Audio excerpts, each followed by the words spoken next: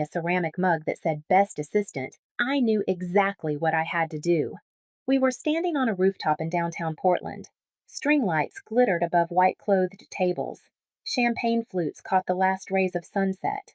Everyone was celebrating the launch of Thread, the AI platform that had saved our family's dying marketing firm and turned it into a $150 million empire. My father raised his glass and announced my sister Celeste as Chief Innovation Officer. The architect of our future, he called her. The crowd erupted in applause. Celeste stepped forward in silver sequins, smiling like she'd earned every syllable of praise. I stood near the projection screen in a navy jumpsuit, watching Thread's dashboard cycle through real-time metrics. Every line of code, every algorithm, every predictive model. I had built it all, alone, in a guest bedroom turned lab through sleepless nights and aching wrists. Later, my parents found me at the bar. My father handed me a gift bag, grinning. A little something for the woman behind the curtain. Inside was the mug, Best Assistant. I wrapped my fingers around the handle and smiled. Thanks, I said. That night, I carried the mug back to my apartment, set it beside my monitor, and while the city slept off its champagne, I opened Nova Logic's admin dashboard and began to take back everything they thought they owned. Because I wasn't the assistant, I was the architect, and they were about to learn the difference. It wasn't always like this. There was a time when I believed being smart would be enough. That hard work would eventually be noticed. That family meant something more than function. I was wrong. While other kids in fifth grade drew flowers or built Lego castles, I was rewriting calculator code so it could predict test scores. My mother, Elaine, thought it was cute. My father, Grant, didn't look up from his phone. And my sister Celeste, 3 years younger but always louder, always camera ready, stood center stage at every birthday party, every recital, every family photo. I didn't mind then. Quiet suited me. So did code. It was clean, logical, honest. Not like people. When I was 9, I won a state robotics competition. I'd built a sorting arm that used color sensors to organize marbles faster than any human hand. The judges called it extraordinary. My father asked if I'd remembered to clean my room. That same week, Celeste made a glitter poster for a school fundraiser. My parents called every relative in Oregon to brag about her creativity. It was always like that. Celeste sparkled. She knew how to spin half-truths into charm and stumbles into style. I watched her fail upward more times than I could count, each time caught by the safety net of our parents' belief that she was meant for bigger things. When her social media startup flopped in Austin, they blamed the algorithm. When her PR internship ended, early, they blamed toxic company culture. But when I burned out in my second year at MIT, from taking on too many AI research projects, they said I lacked balance. I learned early that my value wasn't in being loved, it was in being useful. By the time I graduated MIT with a degree in computer science and artificial intelligence, Alage Strategies, my parents' boutique marketing firm in Portland, was circling the drain. The company had once been respected, a staple of the Pacific Northwest business community, but they'd clung to analog habits in a digital world. Campaigns fell flat, clients vanished, layoffs followed. I came back not because I missed them, but because I couldn't watch something die when I knew exactly how to save it. I didn't come home with dreams of praise. I came back with a timeline and a plan. Elage Strategies was bleeding, offices downsized, staff cut by half, clients dwindling month by month. The company my grandparents had built in the 1980s was suffocating under its own refusal to evolve. I offered to help. Not because I wanted their gratitude, but because I saw a problem I could solve. I turned the guest bedroom into a lab. At night, while my parents hosted wine and cheese networking events downstairs, I coded until my wrists ached and my vision blurred. I didn't tell them everything, because even then, some part of me understood that trust was a luxury I couldn't afford. So, I did something quietly, legally, carefully. I registered my software, Thread, under a new entity, Nova Logic Systems, a limited liability company filed with the state of Oregon, owned entirely by me. The licensing agreement I drafted gave Alage Strategies full access to Thread's capabilities. but only as long as I remained Director of Technical Operations. That clause was buried deep in the legal packet, written in dense contractual language my father skimmed and signed without reading. Thread wasn't just software. It was a predictive analytics engine that could scan consumer behavior, anticipate market trends, and adapt marketing strategy in real time. It learned, it evolved, and it worked. Within 6 months, Thread had cut operational costs by 40%. Within a year, we'd landed 3 Fortune 500 contracts. By year two, national retail chains were scheduling meetings.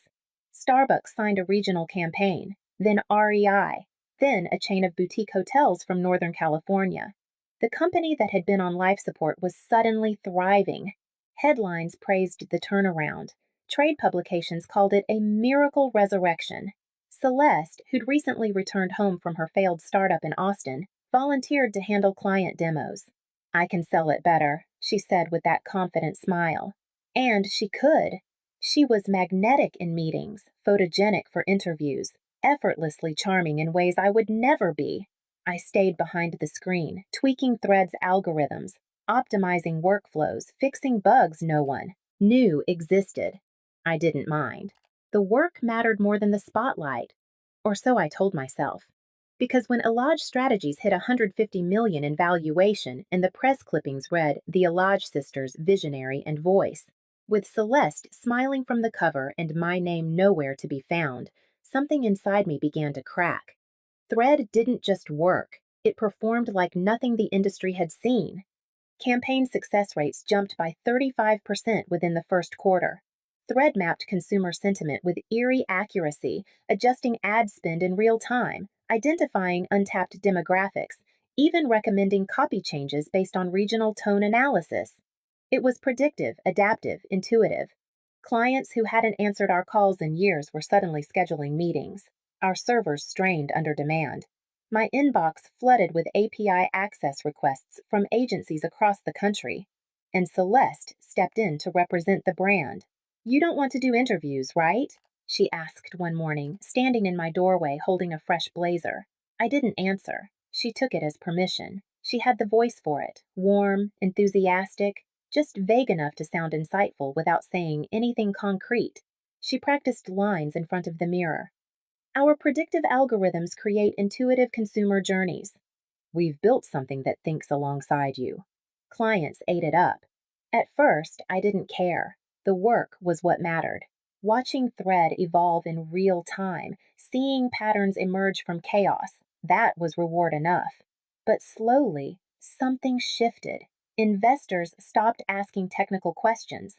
New clients requested Celeste by name. Articles began appearing in Portland business journals, then regional tech magazines, then national publications. One feature in Portland Innovators Weekly ran with the headline, "The Woman Reviving Family Business with Her Signature AI." Celeste's face covered the entire top half of the page. The article praised her vision, her leadership, her ability to blend human intuition with machine learning. It quoted her extensively. It mentioned our parents' pride, the company's resurgence, the bright future ahead. I read it twice. My name wasn't mentioned once. At the next team meeting, Celeste handed out branded notebooks that read Vision, Voice, Victory. Alliteration was her thing. The staff clapped. Half of them didn't know the system architecture had been built in my bedroom. My father framed the article and hung it in the lobby, right beside the reception desk where every client would see it. I kept building. Thread was evolving, and I had plans for a major update, a reinforcement learning module that could autonomously reshape entire campaign strategies. But no one asked about that. They asked if Celeste was speaking at the next. It became clear I wasn't just behind the scenes anymore. I'd been erased from the story entirely. And yet, the platform kept growing. Every success, every piece of praise misdirected to the wrong person only made me more certain of one thing. This couldn't last. The launch party was held at a rooftop venue downtown, all glass railings and exposed industrial beams. String lights flickered over white-clothed tables. The evening air carried the scent of catered hors d'oeuvres and expensive cologne. I arrived early wearing a navy jumpsuit. Simple, neat, functional. Celeste shimmered in silver sequins, her hair curled in soft waves that caught the light every time she turned her head. This was supposed to be a celebration of Thread's official release as a standalone product, a move I had architected, optimized, and coded into reality over 18 months of relentless work. The firm was no longer just a marketing agency. It was a legitimate tech player now, powered by the platform I'd built from scratch. As the sky darkened, laughter rose over smooth jazz and the clink of champagne flutes. My mother worked the room with practiced charm. Grant hovered by the bar, holding court with clients. Celeste flitted between conversations like a practiced campaigner. I stood near the projection screen, watching Thread's dashboard cycle through live metrics, real-time wins, system performance, client sentiment scores. It was working.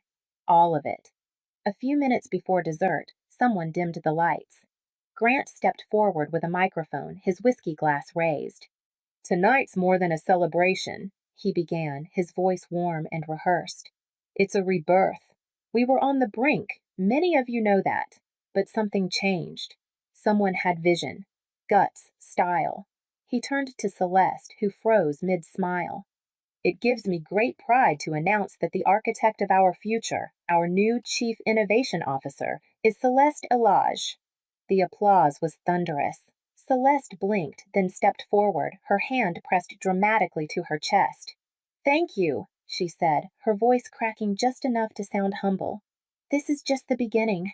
I stood perfectly still. My heart wasn't pounding. It was quiet, cold, certain. The rest of the evening blurred. Guests came to congratulate her. Some shook my hand too, mistaking me for a junior developer or a project manager.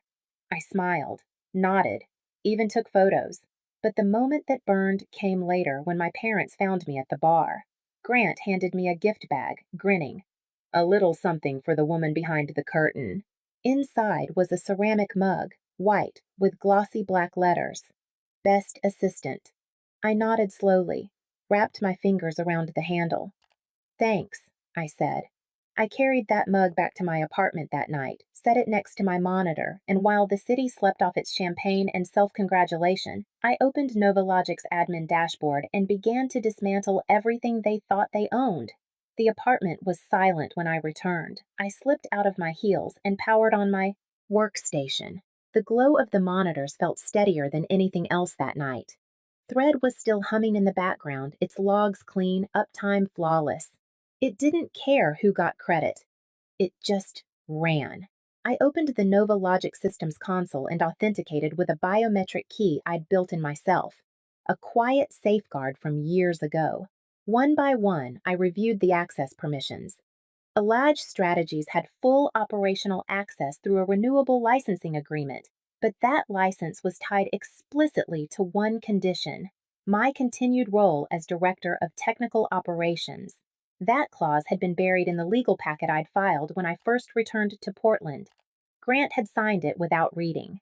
I initiated the termination protocol. License revocation pending leadership change. Access would remain live until 7 a.m. Then I opened the client contracts. Starbucks, REI, 7 other major accounts. Each one contained a clause I'd quietly negotiated months ago, giving them the right to walk if I was no longer affiliated with the company. I drafted the message carefully. Not bitter, not angry, just facts. As of this evening, I am no longer affiliated with Elage Strategies. Under the terms of our agreement, you are now free to renegotiate or terminate service with no penalty. I sent each one individually, no mass email, just clean, professional, deliberate. At 1:17 a.m., my phone buzzed. "Celeste, you okay?" I stared at the message for a long time. She had no idea what she was asking, no idea what I'd done, no idea what was coming. I powered off my phone. Back on the screen, a new alert popped up from Nova's admin system, confirming revocation of back-end privileges. Their dashboards would go dark by sunrise. I leaned back, fingers still tingling. Not from nerves, but from clarity. They'd built a stage with my work, stood on it, and called it their own. By morning, they'd be standing in the dark. By the time I walked into the office at 8:30 a.m., the damage had already begun to show. The front desk assistant was on the phone, voice strained, eyes flicking frantically between screens. A junior developer paced by the elevator, murmuring, "I can't access anything." In the hallway, someone asked where the analytics dashboard had gone. No one had answers. I passed them all, calm, collected, holding a folder under one arm and my resignation letter on a flash drive. My heels clicked steadily on the tile floor. Grant and Celeste were already in the executive conference room. The door was open. Celeste stood beside the whiteboard, phone in hand, eyes wide. Grant was at the head of the table, red-faced, flipping through papers. When they saw me, Celeste's shoulders sagged. "Rowan, thank God. Something's wrong with Thread. Can you—" "I know," I said, placing the folder on the table. "It's intentional." Grant stood. "What are you talking about?" "I've terminated your license," I said evenly. "Thread is no longer authorized for Alage strategies." "You can't do that," he said, laughing in disbelief. "That's our software." I met his eyes. "No, it's not. Nova Logic Systems owns Thread, always has. You signed a licensing agreement when I came back. You also signed a clause that tied that license to my leadership role." Celeste looked stunned. "You're leaving." I nodded and slid the flash drive across the table. "Here's my formal resignation, effective immediately." "You don't have to do this," she said quickly. "We can fix this." "I'm not here for apologies," I said. "I'm here to reclaim what I built." Grant's face twisted. "You blindsided us." "No," I said. "You just never bothered to look." I turned and walked out. Behind me, chairs scraped back and papers fluttered. The walls trembled with something real finally shifting. The office in Portland's Pioneer District smelled like fresh paint and possibility. It wasn't much, just 3 rooms above an independent bookstore, but it was ours. The desks were mismatched. The Wi-Fi was finicky. The coffee machine wheezed before it worked. But when I opened my laptop and watched the Nova Logic server stabilize under our own domain, it felt more solid than anything I'd built before. 12 clients followed within the first 24 hours. Starbucks, REI, 2 mid-sized agencies from Austin and Chicago. They didn't ask questions. They knew where the innovation came from. My team was small, just 5 of us. People who'd stayed up with me through long nights debugging. People who never minded that I didn't talk much in meetings, only that I delivered. No one asked who the face of the company was. They already knew. By noon, we'd sent out our first updated proposals. By 3 p.m., we had 2 signed contracts in hand. I watched the numbers roll in, not with adrenaline, but with clarity. This was mine. Not because I'd taken it, but because I'd earned every line of code, every client, every cautious yes. At 6:42 p.m., Celeste called. I let it ring. At 7:09, she texted, "Please talk to me." I didn't answer. 10 minutes later, an email from Grant landed. No subject line, just one sentence. "We can fix this." There was nothing left to fix. They'd broken something fragile when they mistook silence for absence. I hadn't walked away in anger. I'd walked away because I finally understood I didn't need to wait for them to see me. The message came a few days later, short, unpolished. "Can we talk?" "Just once. Please." I agreed to meet at a cafe near the waterfront, the kind of place with cracked tile floors and chipped mugs. When I arrived, she was already there, sitting by the window. No makeup, no polished hair, just a plain sweater and dark circles under her eyes. She stood when she saw me, but I didn't offer a hug. We sat. "I didn't know," she said quietly, fingers wrapped around her cup.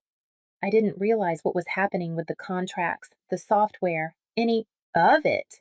I stirred my tea and said nothing. "I thought you'd always be there," she added.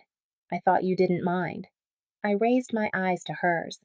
"When they handed you the title, when they said you built something you didn't understand, did you ever question it?" Her face crumpled. She looked down. "No, I didn't think. I just took it." "That's the difference between us," I said. "You never had to think about what you were given. I never stopped thinking about what could be taken." She reached across the table, but I didn't move. "Please, Rowan, we're falling apart. Dad's a mess. Investors are pulling out. We can't fix this without you. Her voice shook, like it was the first time she'd said those words out loud. I stood slowly, tucking my chair back. You wanted the title, Celeste. Keep it. Figure out what it actually means. Tears welled in her eyes, but I didn't stay to watch them fall. Outside, the city buzzed with the quiet rhythm of late afternoon. I slipped my phone back into my pocket and walked toward the light rail without looking back. There was nothing left to prove. Just the sound of my own footsteps, steady, sure, moving forward. Within 3 weeks, Elijah Strategies unraveled. The firm issued a quiet statement about organizational restructuring, but the silence from major clients said everything. Grant was removed by the board. Celeste resigned days later. The media tried to spin it, but the tech blogs gave it teeth. The AI coup, when the ghost in the machine had a name, one headline read. I had 2 more major contracts, one with a healthcare startup, another with a sustainable retail brand. The work was clean, collaborative, transparent. My team grew, not just in size, but in spirit. No drama, no spotlight chasing, only forward motion. A few weeks later, I was invited to speak at Portland State University's Tech Ethics Seminar. I almost declined, but something in me paused. Maybe it was time to say something, not for attention, but for the next person sitting in silence. I didn't prepare a script. I brought the mug instead. Best assistant, it said in glossy letters, chipped at the rim. I set it on the podium and let it sit there through the entire talk. I spoke about innovation, ownership, what it means to build when no one's watching. The students listened closely. A few nodded. One in the back raised her phone to snap a photo of the mug. I didn't stop her. Afterward, I walked out with a quiet sense of weight having shifted. Not lifted exactly, just placed somewhere it belonged. The mug rode home in my bag beside a new signed contract. Another door opening. Quietly. Exactly the way I liked it. The envelope arrived without a return address, but I recognized the handwriting immediately. Slanted too tight, like he was always trying to fit too much into a single line. I held it for a moment, then slid it unopened into the back sleeve of my scrapbook. The page already held a photo of the Nova Logic team at our first product milestone, grinning in hoodies, half caffeinated but proud. Next to it, the signed contract that had taken our valuation past $600 million. And beside that, the mug, best assistant, still chipped at the rim. I closed the book and set it on the shelf. Outside, the Portland skyline shimmered under low clouds. My new apartment overlooked the Willamette River. Clean lines, quiet corners, no noise, no titles, no stage. I made a cup of coffee and carried it to the window. The city hummed below. Headlights glowing. Someone walking a dog. A neighbor 2 floors down waved when she saw me. I waved back. For years, I'd waited for someone to tell me I mattered, that I was more than the code, more than the silence. Now, no one needed to say it. I'd built something no one could take, not to prove them wrong, but to finally